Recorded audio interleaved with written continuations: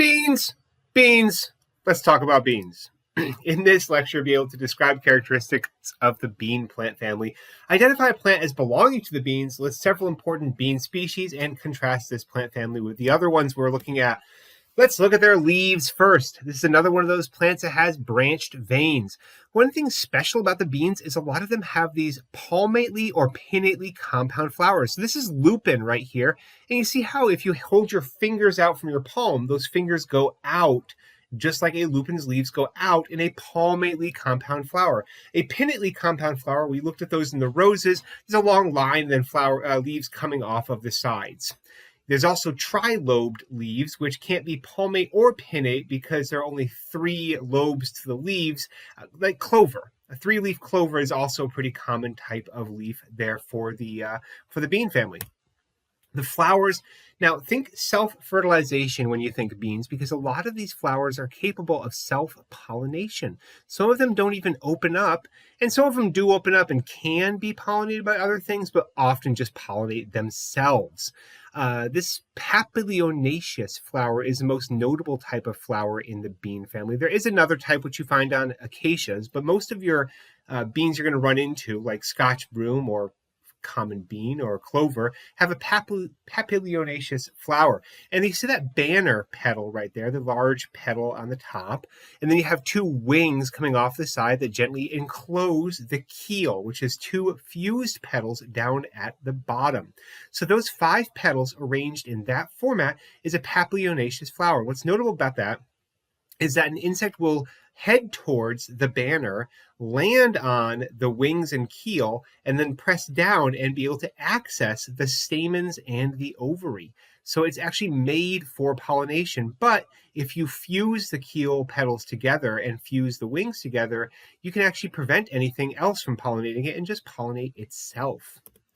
Now, the fruit is also a highly notable part of the legume family because they're legumes. It's a special type of fruit that splits down a center line. The word is dehiscent, and we're going to cover that later. You've heard like peas in a pod. Well, a pod is a legume. The sepals and the style are still present in the mature fruit. So you can actually see the little end, this little pokey thing, that remains the style. And the sepals are at the top, those little green things at the top of the bean. Now you know you don't eat those. Now what's the superpower for these guys? Remember, self-fertilization. This can refer to fertilizers as well. We have to add a lot of nitrogen to roses and to grasses in order to get them to thrive. But these beans are capable of fixing nitrogen, which means they can take nitrogen from the air and put it into a form that becomes biologically useful to them. This is due to an interaction with bacteria that are specialized in this. And this allows the plant to grow in low fertility soil because it can provide its own nitrogen. Also, this plant can increase soil fertility because it gets more nitrogen in the roots. So if you grow beans and then before they actually set fruit, just cut them down and mulch them back into the soil, you'll increase the amount of nitrogen in the soil, and that allows you to fertilize the soil again. This is one of the ideas of having crop rotation. You rotate in something like alfalfa and then just plow it under. You make the field more fertile.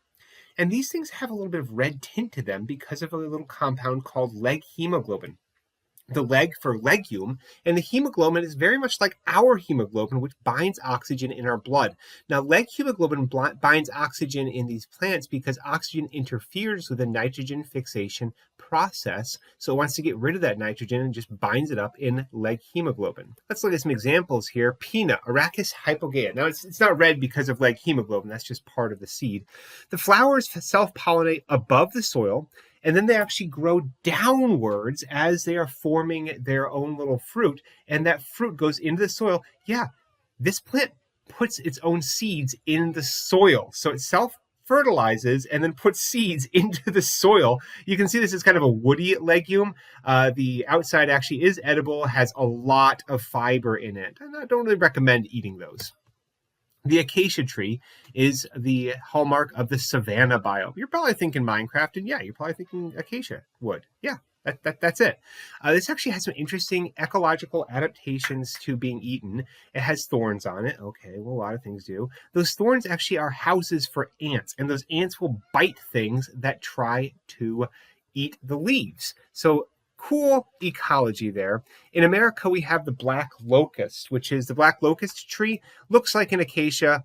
It's just the American version. And these don't have those papilionaceous flowers. They've got a special type of flower. It looks kind of poofy. Soy, the Glycine max right there, it can be used in crop rotation because it fixes its own nitrogen. Again, you plow it under, and it requires less nitrogen. So you see a lot of American farmers putting corn and soybeans out in rotation. Soybean provides a cheap and complete protein. It has all of your amino acids. So it's used in a lot of dog food, cat food, and human food too. And you can breed it. There's a type of herbicide resistant one that allows you to spray your whole field with glyphosate, and then you can keep the soybeans and everything else dies.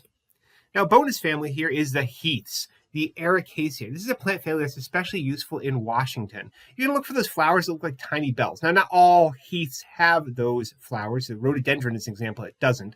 But heaths grow in acid soil. So in the Pacific Northwest, where you get a lot of those leaves falling off of the gymnosperms, it makes the soil kind of acidic. And rhododendrons and other heaths grow very well underneath those gymnosperm trees. And we got heather, of course, is planted all around our campus. And salal is another plant that's native here that has these evergreen leaves. Blueberries, cranberries, and wintergreen plants are also members of the plant family Ericaceae.